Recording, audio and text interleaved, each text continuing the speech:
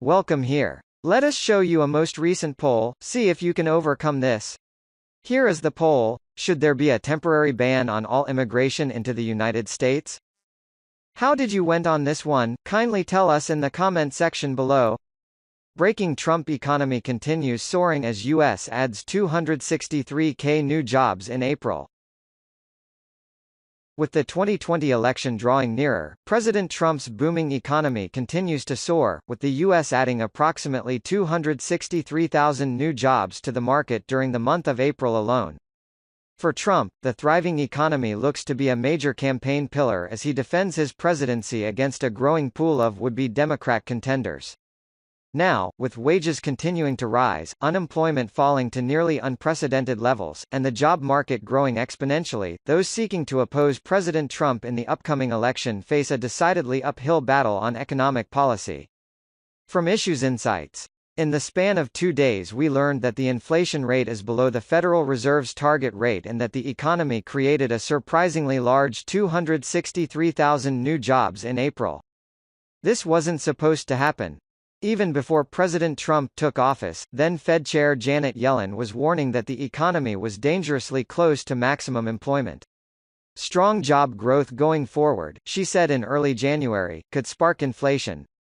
In May of that year, almost exactly 2 years ago today, in fact the media's favorite economist, Mark Zandi at Moody's, declared that with the economy at full employment and seeming destined to blow past it, the current expansion is likely entering its later stages. An overheating economy, where tight labor markets result in significant wage and price pressures, has been a necessary condition for all past recessions. Oops! The economy created about 5 million new jobs after Zandi made that statement.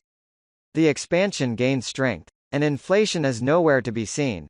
Friday's report from the Bureau of Labor Statistics shows that the economy created 263,000 new jobs in April, which was well above economists' forecasts.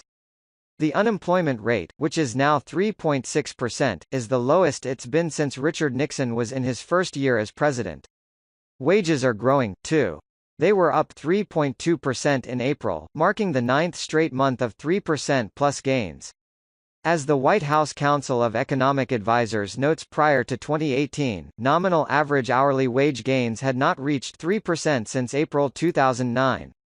Yet, 2 days before this latest jobs report came out, the Fed said that on a 12-month basis, overall inflation and inflation for items other than food and energy have declined and are running below 2%.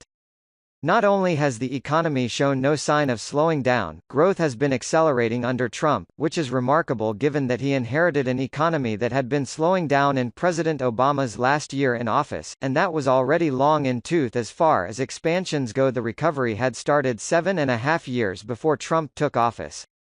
Yet, in the 28 months since Trump took office, the private sector has created almost 5.2 million new jobs.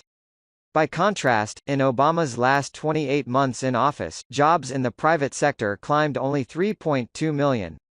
The accelerated rate of job growth under Trump is widespread, too. Manufacturing jobs climbed 470,000 since Trump took office. They went up by a meager 18,000 in Obama's last 28 months in office. Goods-producing jobs shot up by 1.2 million after Trump took office, compared with a paltry 241,000 gain for Obama. Construction jobs climbed 629,000 under Trump, after a 352,000 gain under Obama. Over those same time frames, the number of unemployed dropped by 1.7 million under Trump, compared with a measly 327,000 decline for Obama. Take a look at GDP growth and you see the same phenomenon. Year-over-year quarterly GDP growth has been steadily increasing under Trump. See the nearby chart.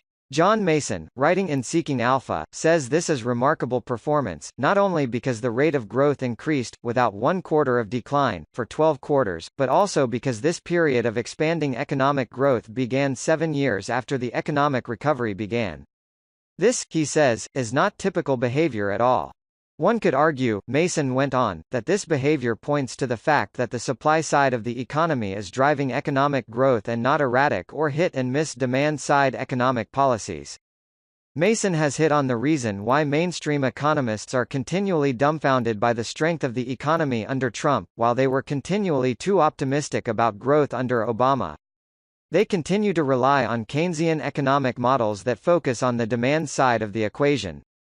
And while Obama's economic policies were pure Keynesian, Trump's tax cuts and deregulation have helped unleash the supply side of the economy.